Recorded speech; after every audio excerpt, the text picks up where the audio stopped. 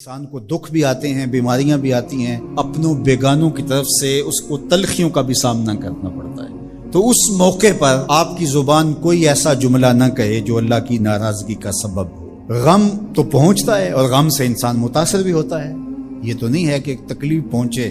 غالب نے کہا تھا روئیں گے ہم ہزار بار کوئی ہمیں ستائے کیوں۔ تو جب سینے میں دل ہے تو کوئی دکھ دے گا تو دکھی ہوگا، دل بے چین ہوگا۔ تو فرمایا کہ جب تکلیف پہنچے تو مدد کس سے طلب کرو؟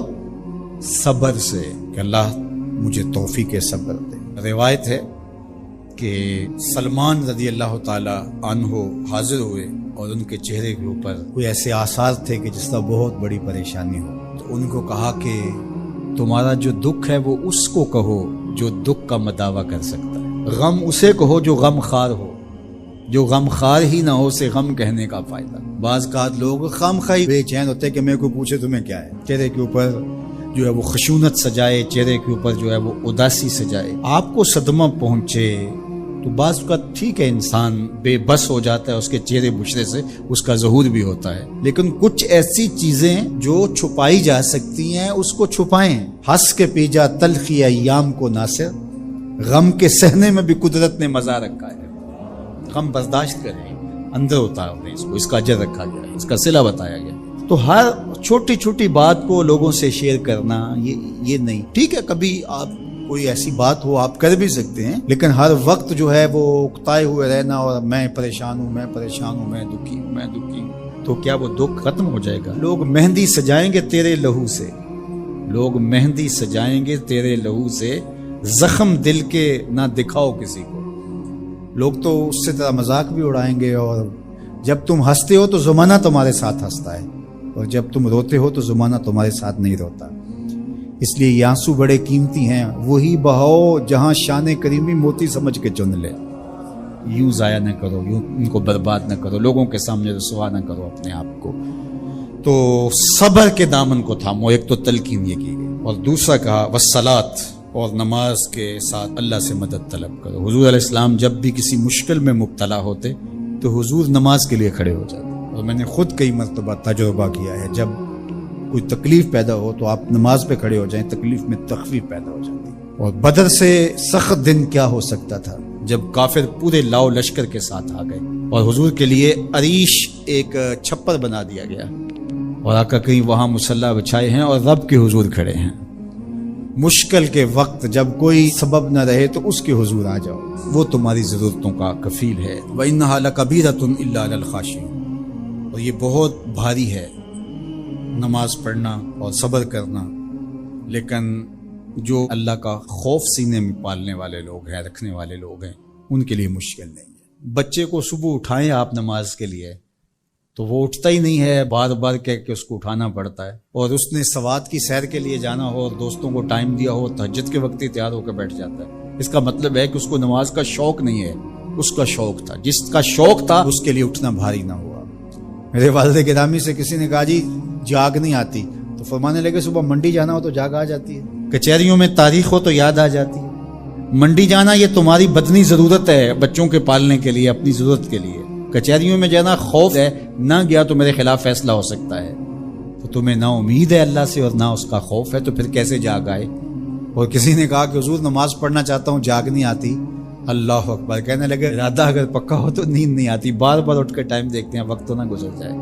اللہ اکبر۔ تو فرمائیے یہ بھاری ہے، لیکن خاشعین کے لیے بھاری نہیں ہے۔ خشیت خدا سینے میں نہیں ہے، اللہ کا خوف سینے میں نہیں ہے، تو واقعی صبح کا اٹھنا بہت زیادہ بھاری ہے، بہت زیادہ مشکل ہے، لیکن جو خشیت والے ہیں ان کے لیے مشکل نہیں ہے۔ یہ مان لیا کہ صبح کا اٹھنا، سحری کا اٹھنا نفس پہ شاک ہے، لیکن اگر کسی کی زندگی کی لذت اس میں رکھ دی گئی ہو، اللہ اکبر، تو پھر اس کے لیے مشکل تو نہیں ہوگا۔ راہ خدا میں تکلیف اٹھانا مشکل صحیح، لیکن زندگی کا سرور اس میں رکھ دیا گیا۔ وہ مزہ دیا تڑپ نے، میری آرزو ہے یا رب، میرے دونوں پہلوؤں میں دل بے قرار۔ کا ایمان لانا کوئی معمولی واقعہ نہیں تھا۔ جس طرح مسلمانوں میں خوشی کی لہر دوڑ گئی تھی، تو کفار کے اندر یہ خبر ایک بجلی بن کے گری، تو وہ بھی دارالندوہ میں بیٹھے اور سوچنے لگے کہ اب کیا کیا جائے۔ آج ایک حمزہ بن عبد المطلب گئے ہیں، کل کوئی اور چلا جائے گا، تو یہ تو طاقتور ہو جائیں گے، عمر بن خطاب مجلس میں موجود تھے. کہا تم قصہ چھوڑو، یہ کام میرے ذمہ رہا، میں بانی اسلام کی زندگی کا چراغ ہی بجھا دیتا ہوں. روز روز کا قصہ ہی تمام ہوتا ہے. تلوار حمائل کی اور ارادہ قتل سے گھر سے نکلتے ہیں. تقدیر ہنس کے کچھ اور ہی بول رہی ہے. سودا لینے کے لیے بازار گئے، سودا لینے کے لیے بازار گئے، ہاتھ اس کے بکے جس کے خریدار گئے. تلوار حمائل کی ہے، بانی اسلام کی زندگی کا چراغ بجھانے کی آرزو ہے. گھر سے نکلتے 22 سال کی عمر ہے، جوانی ہے، بانکپن ہے، چہرے پہ جلال ہے. خطاب کا جری جواں بیٹا ہے. راستے میں ایک صاحب ملے، دیکھا اور کہا کہ کیا تیور ہیں اور ارادے کدھر کے؟ کہا چراغ اسلام بجھانے جا رہا ہوں. کہا اس کی روشنی تو تمہارے گھر میں بھی پہنچ گئی ہے. پوچھا کیا ماجرا ہے؟ کہا تمہاری بہن فاطمہ بنت خطاب اور تمہارے بہنوئی سعید وہ بھی اس آقا کے غلام بن گئے. بس غصے میں بہن کے گھر پہنچتے ہیں اور دروازے کو دستک دیتے ہیں. اندر قاری قرآن ان کو قرآن سکھا رہا ہے. اہل خانہ سمجھے عمر آئے ہیں اور تیور بھی اچھے نہیں ہیں. قاری کو کہیں گوشے میں چھپا دیا اور دروازہ کھولا. دروازہ کھولنے کی دیر تھی کہ بہن پہ ٹوٹ پڑے، مار دھاڑ شروع کر دی. تم سابی ہو گئی ہو، تم نے آباء و اجداد کا دین چھوڑ دیا ہے. مار مار کے ان کو لہو لہان کر دیتے ہیں. تو بہن بولتی ہے عمر سنو، تم خطاب کے بیٹے ہو نا، میں بھی خطاب کی بیٹی ہوں، میں بھی اپنے موقف سے ہٹنے والی نہیں ہوں.